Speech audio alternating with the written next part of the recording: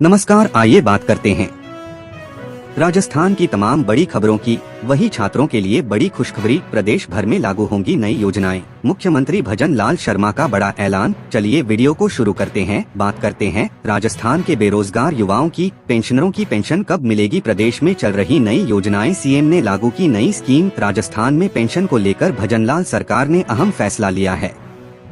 इसके तहत पेंशन के नियम में बदलाव किया गया है।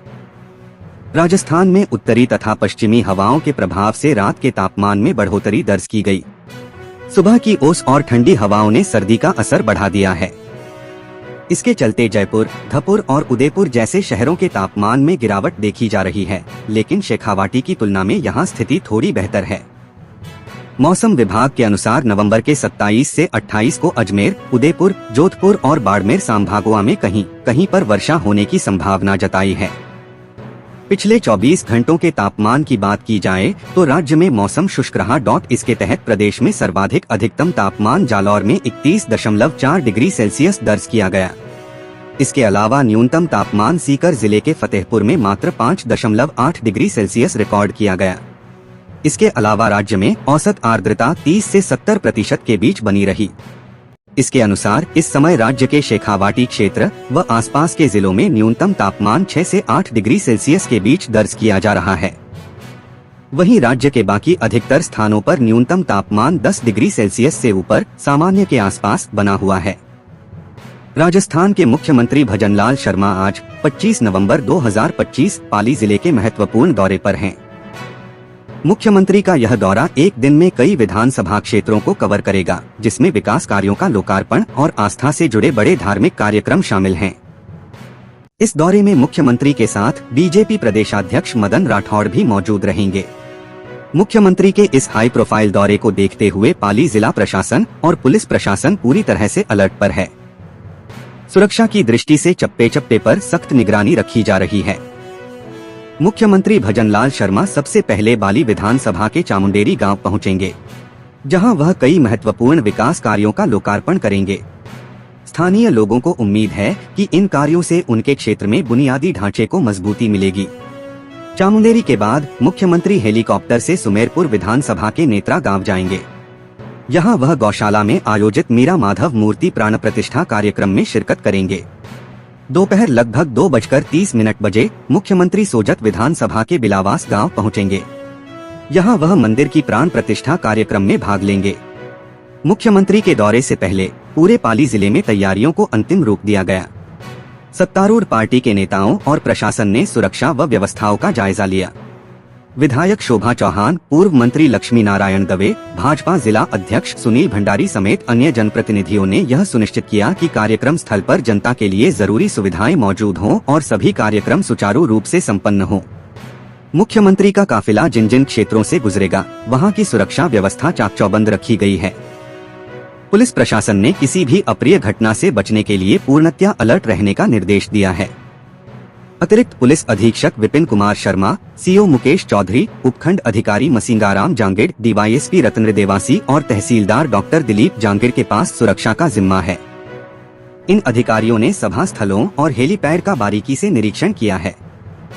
राजस्थान के मुख्यमंत्री भजन लाल शर्मा ने राज्य में पारंपरिक खेती के तरीकों और मवेशियों के बचाव को बढ़ावा देने के मकसद से एक अनोखी पहल शुरू की है।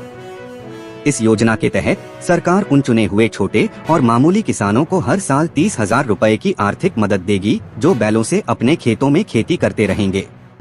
इस कदम का मकसद पारंपरिक और प्राकृतिक खेती के तरीकों को बढ़ावा देना, मवेशियों के बचाव में मदद करना और कमजोर किसान समूह को आर्थिक राहत देना है।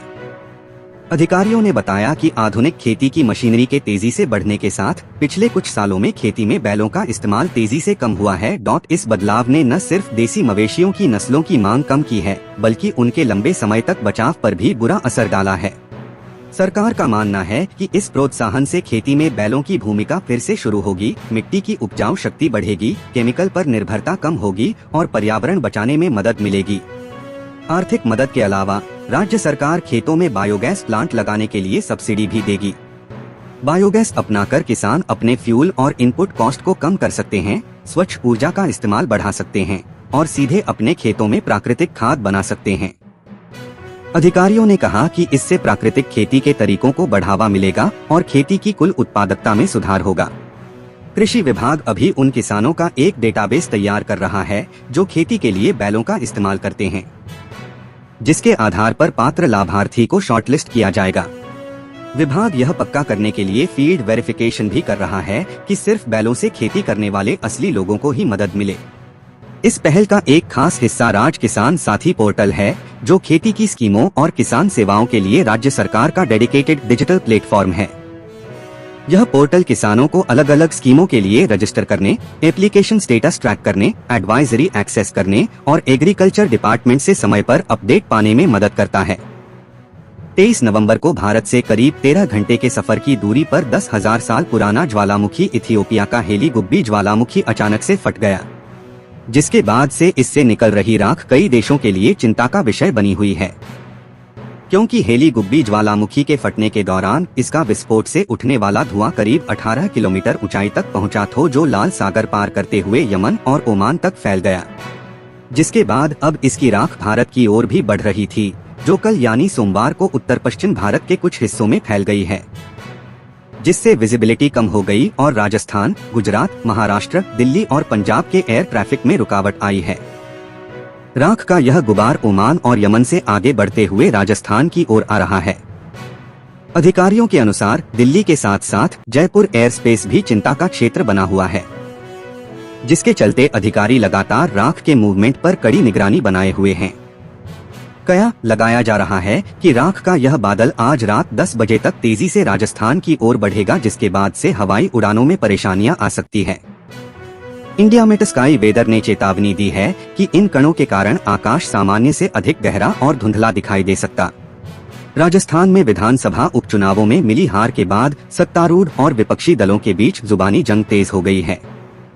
सोमवार को कांग्रेस प्रदेशाध्यक्ष गोविंद सिंह डोटासरा ने अपने एक दिवसीय लक्ष्मणगढ़ दौरे के दौरान राज्य की भजनलाल शर्मा सरकार और उनके मंत्रियों पर जोरदार हमला बोला। डोटासरा ने साफ तौर पर कहा कि हाल ही में हुए चुनावों में मिली हार के बाद सरकार में बौखलाहट है और इसी बौखलाहट के चलते सरकार के मंत्री उनके खिलाफ मनगढ़ंत बयान देते रहते हैं।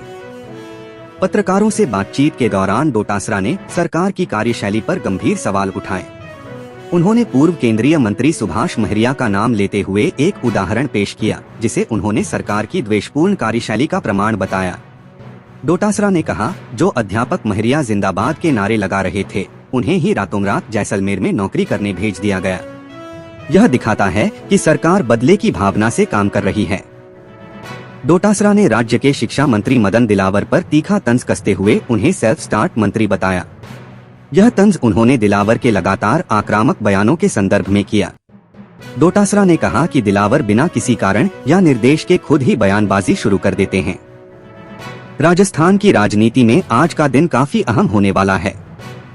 बारां जिले की अंता विधानसभा सीट से कांग्रेस के विधायक बने प्रमोद जैन भाया 25 नवंबर को विधानसभा सदस्य के रूप में शपथ लेने वाले हैं।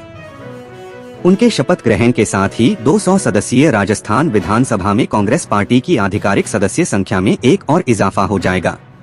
उनका यह शपथ ग्रहण समारोह सुबह 11 बजे विधानसभा भवन स्थित स्पीकर के चैम्बर में आयोजित होगा। प्रमोद जैन भाया को विधानसभा स्पीकर वासुदेव देवनानी पद और गोपनीयता की शपथ दिलाएंगे। शपथ ग्रहण एक औपचारिक प्रक्रिया है, जिसके बाद भाया आधिकारिक रूप से अंता विधानसभा क्षेत्र का सदन में प्रतिनिधित्व करना शुरू कर देंगे।